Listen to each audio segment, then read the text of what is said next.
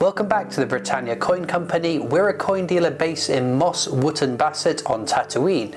We spoke recently about the Royal Mint's latest launch of some Star Wars themed coins, including 50p's, and I'm glad to say that our stock has now arrived, so if you ordered from us then your coins will already be with you or be well on their way to you. We also hit a massive milestone which we are hugely grateful over on our YouTube channel, hitting 10,000 subscribers. So to celebrate, at some point in this video we're going to be doing a giveaway. The first coins in this series feature a design with both C-3PO and R2-D2, the droid duo who feature in all of the Skywalker Saga film installments, spanning from 1977 with the release of Star Wars, which we now know as Episode 4 A New Hope, all the way through to 2019 with Episode 9 The Rise of Skywalker. For over 40 years, these beloved characters have been instantly recognisable parts of the Star Wars franchise, and now for the first time we have them on our UK coins. There was a whole range of coins featuring a 50p in base metal with and without colour, silver proof and gold proof too. The same design was also minted onto a number of ounce coins, which are differing weights in gold and silver. This is the first design in a 4-part set, which was announced would be released over the next 12 months. We don't know yet how quickly the next coin will be released or the subsequent ones, but we might see some releases this year and others next year if they follow the precedent set by the Harry Potter series last year. Each of the subsequent coins will see a pairing of iconic characters on the coin, and we have now seen what they will look like. In our last video we speculated a little bit about how they might look, so let's see how well we did. Next up will be Darth Vader and Emperor Palpatine, the villains of the franchise.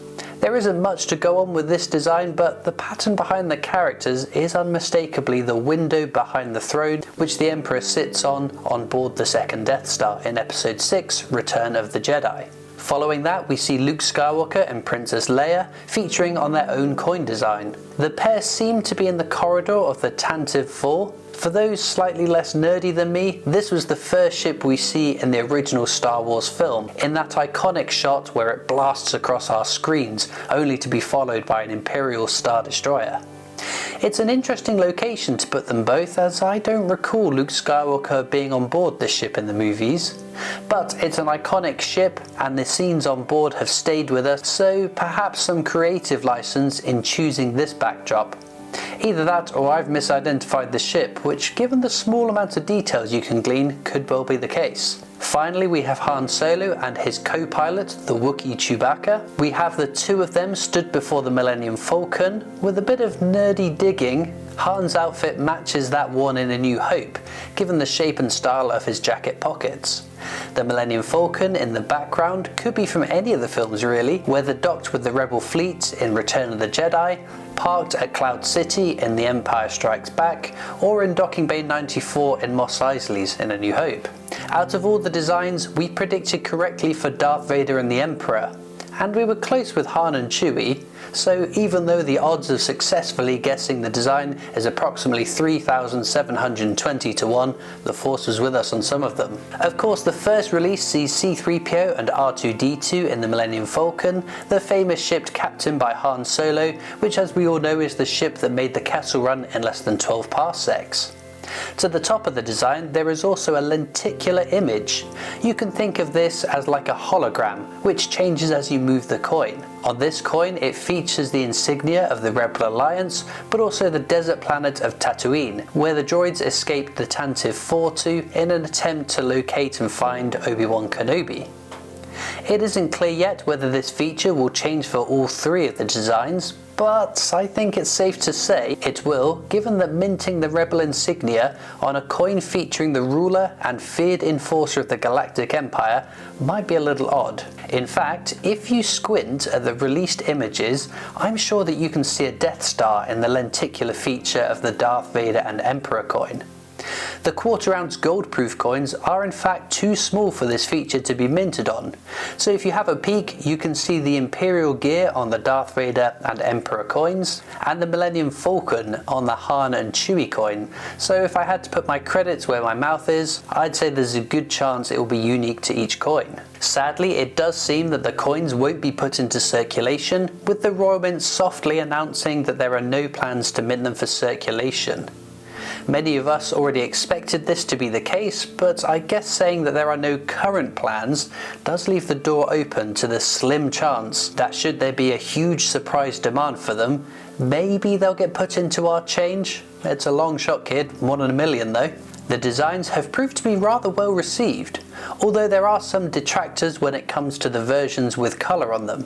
But if you don't like colour details on your coins, then it's an opinion less about the individual designs that there are colour details full stop.